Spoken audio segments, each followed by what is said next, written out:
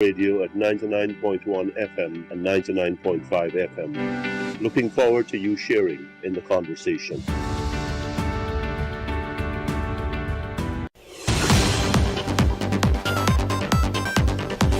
Welcome back. Let us continue with the news. The government of Guyana has finally signed a contract for a 4-month review or audit of ExxonMobil's expenses between the years 2018 to 2020 that has already been billed to the country. Importantly, the audit will cost Guyanese some $751,000.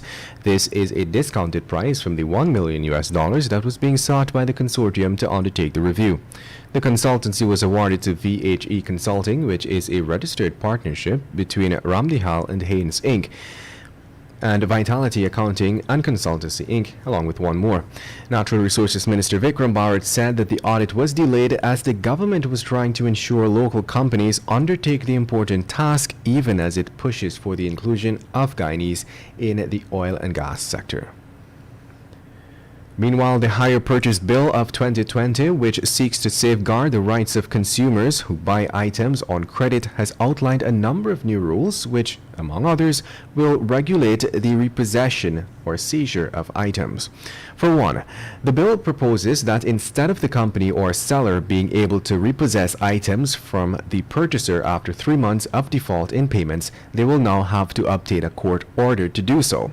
The proposed bill, which is before the Parliamentary Select Committee and opens for the second cycle of public consultations, places a restriction on companies' seizure of a customer's items that has paid at least 50% of the hire purchase price. According to the incoming legislation, under the aforementioned circumstances, the seller can no longer seize the item unless they obtain an order of the court to do so. And moving on, a search party is currently combing the Kaieteur River at Devil Hole in the Region 7 district looking for a 27-year-old porter who disappeared on Sunday after the boat he was in capsized in the rapids. Missing is Roberto Kelson, also known as Kari Kari, of San Martin, Venezuela. We were told that on Sunday he and a few other persons were crossing the rapids in a boat heading to a shop at the Devil Hole landing when the outboard engine suddenly stopped. The strong current from the falls caused the boat to capsize.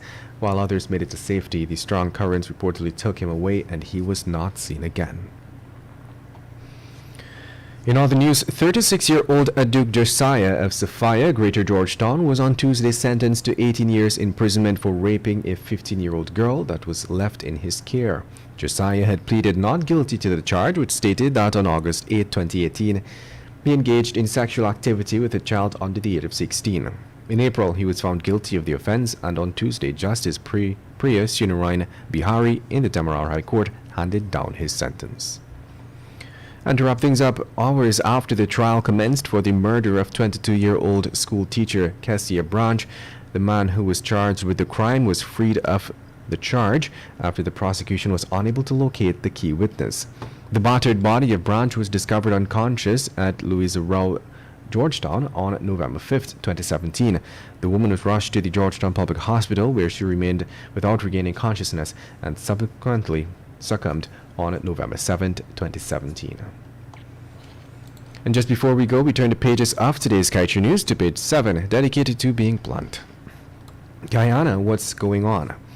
The chairman of Gold Shield Resources is boasting loudly about how rich his company Strike It in Guyana.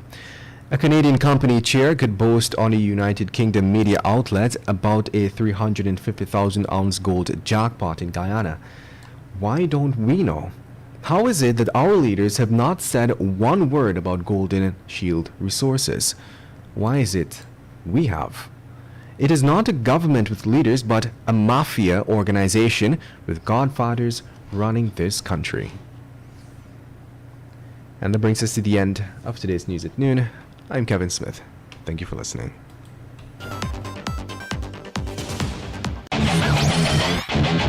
Want value for your advertising dollar? Then place your ads on Kaieteur Radio's newscasts.